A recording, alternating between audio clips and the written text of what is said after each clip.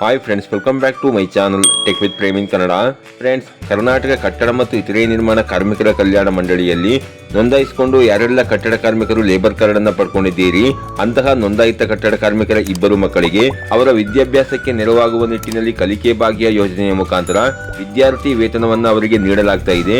ನಾನು ಈ ವಿಡಿಯೋದಲ್ಲಿ ನಿಮಗೆ ಈ ಒಂದು ವಿದ್ಯಾರ್ಥಿ ವೇತನಕ್ಕೆ ಅರ್ಜಿ ಹಾಕಲಿಕ್ಕೆ ನಿಮಗಿರಬೇಕಾಗಿರುವ ಅರ್ಹತೆಗಳೇನು, ಏನೇನು ದಾಖಲೆಗಳನ್ನ ಇಟ್ಕೊಂಡು ನೀವು ಅರ್ಜಿ ಹಾಕಬೇಕು, ಎಲ್ಲಿ ಅರ್ಜಿ ಹಾಕಬೇಕು, ಹಾಗೇನೆ ಅರ್ಜಿ ಸಲ್ಲಿಕೆಗೆ ಕೊನೆಯ ದಿನಾಂಕ ಯಾವುದು ಮತ್ತು ಆನ್ಲೈನ್ ಮುಖಾಂತರ ಈ ಒಂದು ಸ್ಕಾಲರ್ಶಿಪ್ಗೆ ಅರ್ಜಿಯನ್ನು ಸಲ್ಲಿಸಿದ ನಂತರ ಯಾವೆಲ್ಲ ದಾಖಲೆಗಳ ಜೆರಾಕ್ಸ್ ಅನ್ನು ನೀವು ಕಾರ್ಮಿಕ ಇಲಾಖೆಗೆ ನೀಡಬೇಕು ಅನ್ನುವ ಒಂದು ಸಂಪೂರ್ಣವಾದ ಮಾಹಿತಿಯನ್ನು ನಾನು ಈ ವಿಡಿಯೋದಲ್ಲಿ ನಿಮಗೆ ತಿಳಿಸ್ಕೊಡ್ತೇನೆ. ಅದಕ್ಕಿಂತ ಮುಂಚೆ ನೀವೇನಾದರೂ ನಮ್ಮ ಚಾನಲ್ಗೆ ಹೊಸಬರಾಗಿದ್ದರೆ ನಮ್ಮ ಚಾನಲ್ನ ಸಬ್ಸ್ಕ್ರೈಬ್ ಮಾಡಿಕೊಂಡು ಬೆಲ್ಲೈಕನ್ನ ಕ್ಲಿಕ್ ಮಾಡ್ಕೊಳ್ಳಿ ಫ್ರೆಂಡ್ಸ್. ನಾವು ಹಾಕುವ ಮುಂದಿನ ವಿಡಿಯೋದ ನೋಟಿಫಿಕೇಶನ್ ನಿಮಗೆ ಆ ತಕ್ಷಣ ಬಂದು ಸಿಗುತ್ತೆ ಫ್ರೆಂಡ್ಸ್. ಹೌದು ಫ್ರೆಂಡ್ಸ್, ಕರ್ನಾಟಕ ಸರ್ಕಾರ ಕಟ್ಟಡ ಮತ್ತು ಇತರೆ ನಿರ್ಮಾಣ ಕಾರ್ಮಿಕರ ಕಲ್ಯಾಣ ಮಂಡಳಿಯಿಂದ 2025-26ನೇ ಸಾಲಿಗೆ ಕಟ್ಟಡ ಮತ್ತು ಇತರೆ ನಿರ್ಮಾಣ ಕಾರ್ಮಿಕರ ಕಲ್ಯಾಣ ಮಂಡಳಿಯಲ್ಲಿ ನೋಂದಾಯಿಸಿಕೊಂಡು ಯಾರೆಲ್ಲ ಲೇಬರ್ ಕಾರ್ಡ್ ಅನ್ನು ಪಡ್ಕೊಂಡಿದ್ದೀರಿ ಕಟ್ಟಡ ಕಾರ್ಮಿಕರು ಅಂತವರ ಮಕ್ಕಳಿಂದ ಸ್ಕಾಲರ್ಶಿಪ್ಗೆ ಅರ್ಜಿಯನ್ನು ಆಹ್ವಾನ ಮಾಡಿರುತ್ತಾರೆ. ಯಾರೆಲ್ಲ ನೋಂದಾಯಿತ ಕಟ್ಟಡ ಕಾರ್ಮಿಕರು 31/5/2025ಕ್ಕಿಂತ ಮೊದಲು ಕಾರ್ಮಿಕ ಇಲಾಖೆಯಲ್ಲಿ ನೋಂದಾಯಿಸಿಕೊಂಡು ಲೇಬರ್ ಕಾರ್ಡ್ ಅನ್ನು ನೀವು ಪಡ್ಕೊಂಡಿದ್ದೀರಿ ಅಂತವರ ಮಕ್ಕಳೆಲ್ಲರೂ ಸಹ ನೀವು ಈ ಒಂದು ಕಾರ್ಮಿಕ ಇಲಾಖೆಯಿಂದ ನೀಡುತ್ತಿರುವಂತಹ ಸ್ಕಾಲರ್ಶಿಪ್ಗೆ ಅರ್ಜಿಯನ್ನು ಹಾಕಬಹುದಾಗಿರುತ್ತೆ ಫ್ರೆಂಡ್ಸ್. ಹಾಗೇನೆ ಈ ಒಂದು ಸ್ಕಾಲರ್ಶಿಪ್ಗೆ ಅರ್ಜಿಯನ್ನು ನೀವು SSP ಪೋರ್ಟಲ್ ಮುಖಾಂತರ ಅರ್ಜಿಯನ್ನು ಸಲ್ಲಿಸಬೇಕಾಗಿರುತ್ತದೆ.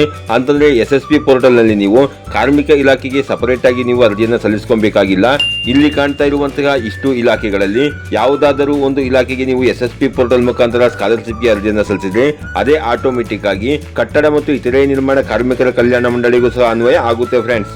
ಹಾಗೇನೆ SSP ಪೋರ್ಟಲ್ ಮುಖಾಂತರ ಈ ಒಂದು ಸ್ಕಾಲರ್ಶಿಪ್ಗೆ ಅರ್ಜಿಯನ್ನು ಸಲ್ಲಿಸಿದ ನಂತರ ಅಲ್ಲಿ ಸಿಗುವಂತಹ ಅಕ್ಲಾಟ್ಮೆಂಟ್ ಸ್ಲಿಪ್ ನ ಜೆರಾಕ್ಸ್ ನೊಂದಿಗೆ ಕಾರ್ಮಿಕ ಇಲಾಖೆಯಲ್ಲಿ ನೋಂದಣಿಯಾಗಿ ಲೇಬರ್ ಕಾರ್ಡ್ ಅನ್ನು ಪಡೆದುಕೊಂಡಿರುವಂತಹ ನಿಮ್ಮ ತಂದೆ ಅಥವಾ ತಾಯಿಯ ಚಾಲ್ತಿಯಲ್ಲಿರುವಂತಹ ಲೇಬರ್ ಕಾರ್ಡ್ ಹಾಗೂ ನಿಮ್ಮ ತಂದೆ ತಾಯಿಯ ಆಧಾರ್ ಕಾರ್ಡ್ ಜೆರಾಕ್ಸ್ ಮತ್ತು ನಿಮ್ಮ ಆಧಾರ್ ಕಾರ್ಡ್ ಜೆರಾಕ್ಸ್ ಹಾಗೂ ಯಾರ ಹೆಸರಿನ ಲೇಬರ್ ಕಾರ್ಡ್ ಮುಖಾಂತರ ಈ ಒಂದು ಸ್ಕಾಲರ್ಶಿಪ್ಗೆ ನೀವು ಅರ್ಜಿಯನ್ನು ಹಾಕಿರ್ತೀರೋ ಅಂತಂದ್ರೆ ನಿಮ್ಮ ತಂದೆ ಅಥವಾ ತಾಯಿ ಯಾರ ಲೇಬರ್ ಕಾರ್ಡ್ ಮುಖಾಂತರ ನೀವು ಈ ಒಂದು ಸ್ಕಾಲರ್ಶಿಪ್ಗೆ ಅರ್ಜಿಯನ್ನು ಹಾಕಿರ್ತೀರಿ ಅವರ ಆಧಾರ್ ಕಾರ್ಡ್ಗೆ ಸೀಡಿಂಗ್ ಆಗಿರುವಂತಹ ಬ್ಯಾಂಕ್ ಪಾಸ್ ಪುಸ್ತಕದ ಜೆರಾಕ್ಸ್ ಹಾಗೂ ವಿದ್ಯಾರ್ಥಿಯ SATS ID ಅಥವಾ ಸ್ಟೂಡೆಂಟ್ ID ಹಾಗೂ ಒರಿಜಿನಲ್ ವ್ಯಾಸಂಗ ಪ್ರಮಾಣ ಪತ್ರ ಮತ್ತು ಉದ್ಯೋಗದಾತರಿಂದ ಪಡೆದಿರುವಂತಹ ಒರಿಜಿನಲ್ ಉದ್ಯೋಗ ದೃಢೀಕರಣ ಪತ್ರ ಮತ್ತು ಸ್ವಯಂ ದೃಢೀಕರಣ ಪತ್ರದೊಂದಿಗೆ ನೀವು ನಿಮ್ಮ ಲೇಬರ್ ಕಾರ್ಡ್ಗೆ ಸಂಬಂಧಪಟ್ಟಂತಹ ಕಾರ್ಮಿಕ ಇಲಾಖೆಗೆ ಈ ಎಲ್ಲಾ ದಾಖಲೆಗಳನ್ನು ತಲುಪಿಸಬೇಕಾಗಿರುತ್ತೆ ಫ್ರೆಂಡ್ಸ್. ಹಾಗೇನಾದ್ರೂ ಈ ಒಂದು ದಾಖಲೆಗಳನ್ನು ನೀವು ನಿಮ್ಮ ಕಾರ್ಮಿಕ ಇಲಾಖೆಗೆ ತಲುಪಿಸಲಿಲ್ಲ ಅಂತಂದ್ರೆ ಆನ್ಲೈನ್ ಮುಖಾಂತರ SSP ಪೋರ್ಟಲ್ ನಲ್ಲಿ ನಿಮ್ಮ ಸ್ಕಾಲರ್ಶಿಪ್ ಅರ್ಜಿಯನ್ನು ವೆರಿಫಿಕೇಶನ್ ಮಾಡುವ ಸಮಯದಲ್ಲಿ ನೀವೇನು ದಾಖಲೆಗಳ ಜೆರಾಕ್ಸ್ ಅನ್ನ ಕಾರ್ಮಿಕ ಇಲಾಖೆಗೆ ಕೊಟ್ಟಿಲ್ಲ ಅನ್ನುವ ಕಾರಣವನ್ನ ಇಟ್ಕೊಂಡು ನಿಮ್ಮ ಅರ್ಜಿಯನ್ನ ರಿಜೆಕ್ಟ್ ಮಾಡಲಾಗುತ್ತೆ ಫ್ರೆಂಡ್ಸ್. ಅದರಿಂದ ಯಾರೆಲ್ಲ ಕಟ್ಟಡ ಮತ್ತು ಇತರೆ ನಿರ್ಮಾಣ ಕಾರ್ಮಿಕ ಇಲಾಖೆಯಿಂದ ನೋಂದಾಯಿಸಿಕೊಂಡು ಲೇಬರ್ ಕಾರ್ಡ್ ಅನ್ನು ಪಡೆದುಕೊಂಡಿರುವಂತವರ ಮಕ್ಕಳು ಯಾರೆಲ್ಲ ಈ ಒಂದು ಸ್ಕಾಲರ್ಶಿಪ್ಗೆ ಅರ್ಜಿಯನ್ನು ಹಾಕಿದ್ದೀರಿ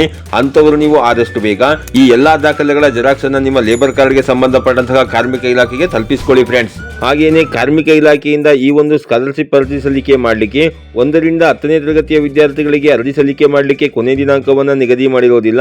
ಯಾರೆಲ್ಲ ಪೋಸ್ಟ್ ಮೆಟ್ರಿಕ್ ವಿದ್ಯಾರ್ಥಿಗಳಿದ್ದೀರಿ ಅಂತಂದ್ರೆ 10ನೇ ತರಗತಿಯ ನಂತರದ ಕೋರ್ಸ್ಗಳಲ್ಲಿ ಯಾರೆಲ್ಲ ವಿದ್ಯಾರ್ಥಿಗಳು ಓದ್ತಾ ಇದ್ದೀರಿ ಅಂತವರಿಗೆ ಅರ್ಜಿ ಸಲ್ಲಿಕೆಯ ಕೊನೆ ದಿನಾಂಕ 31/12/2025 ಆಗಿರುತ್ತೆ ಫ್ರೆಂಡ್ಸ್. ಹಾಗೇನಾದ್ರೂ ಇಲಾಖೆಯಿಂದ ಮತ್ತೊಮ್ಮೆ ಅರ್ಜಿ ಸಲ್ಲಿಕೆ ಅವಧಿಯನ್ನು ವಿಸ್ತರಣೆ ಮಾಡಿಕೊಟ್ಟಲ್ಲಿ ಖಂಡಿತ ನಾನು ನಿಮಗೆ ವಿಡಿಯೋನ ಅಪ್ಲೋಡ್ ಮಾಡಿ ಮಾಹಿತಿನ ಕೊಡ್ತೇನೆ ಫ್ರೆಂಡ್ಸ್. ಹಾಗೇನೆ ಈ ಒಂದು ಸ್ಕಾಲರ್ಶಿಪ್ ಅಪ್ಲಿಕೇಶನ್ ಹಾಕುವುದರ ಬಗ್ಗೆ ಇನ್ನೂ ಹೆಚ್ಚಿನ ಮಾಹಿತಿ ಬೇಕಾದಲ್ಲಿ ಈ ವಿಡಿಯೋದ ಕಾಮೆಂಟ್ ಬಾಕ್ಸ್ ನಲ್ಲಿ ಕಾಮೆಂಟ್ ಮಾಡಿ ಬೇಕಾದ್ರೂ ನೀವು ಕೇಳಬಹುದಾಗಿರುತ್ತದೆ ಅಥವಾ ಇಲ್ಲಿ ಕಾಣ್ತಾ ಇರುವಂತಹ ಕಾರ್ಮಿಕ ಇಲಾಖೆಯ ಸಹಾಯವಾಣಿ ನಂಬರ್ಗೆ ಕರೆ ಮಾಡಿ ನೀವು ಇದ್ರ ಬಗ್ಗೆ ಹೆಚ್ಚಿನ ಮಾಹಿತಿ ತಿಳ್ಕೊಬಹುದಾಗಿರುತ್ತೆ ಫ್ರೆಂಡ್ಸ್. ಇದಾಗಿತ್ತು ಇವತ್ತಿನ ಮಾಹಿತಿ.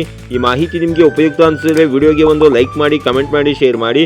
ಹಾಗೆ ನೀವು ನಮ್ಮ ಚಾನಲ್ಗೆ ಹೊಸಬರಾಗಿದ್ರೆ ನಮ್ಮ ಚಾನಲ್ನ ಸಬ್ಸ್ಕ್ರೈಬ್ ಮಾಡಿಕೊಂಡು ಬೆಲ್ಲೈಕನ್ನ ಕ್ಲಿಕ್ ಮಾಡ್ಕೊಳ್ಳಿ ಫ್ರೆಂಡ್ಸ್. ನಾವು ಹಾಕುವ ಮುಂದಿನ ವಿಡಿಯೋದ ನೋಟಿಫಿಕೇಶನ್ ನಿಮಗೆ ಆ ತಕ್ಷಣ ಬಂದು ಸಿಗುತ್ತೆ ಫ್ರೆಂಡ್ಸ್.